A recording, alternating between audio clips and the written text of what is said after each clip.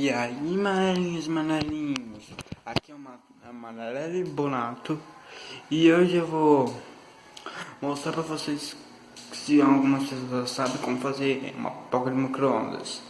Aqui é o meu armário, aqui é o armário, viram?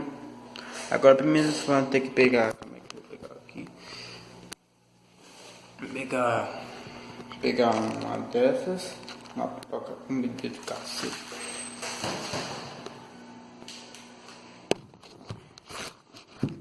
Depois que você pegar uma pipoca, você pega aqui micro-ondas, abre. Aí você tem que tirar do pacote.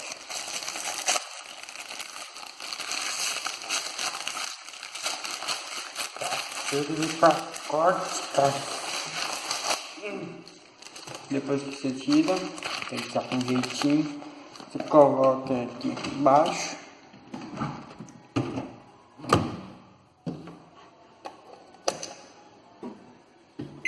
E coloca. Esses são micro-ondas, foi aqueles que você tem que abrir a panela de novo. Então, esse daqui é o meu. Então, aí você espera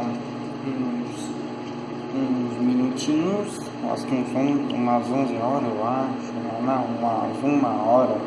Aí a pipoca fica pronta. No meu caso, eu vou esperar aqui.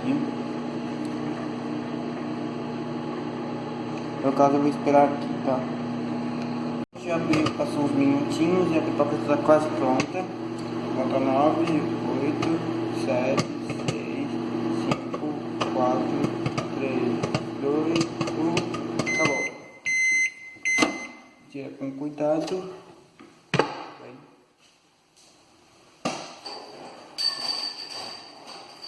Cuidado, você pega um paninho. Aí você pega aqui a pipoca e ela está pronta para comer. Esse foi uma cozinhando. Falou.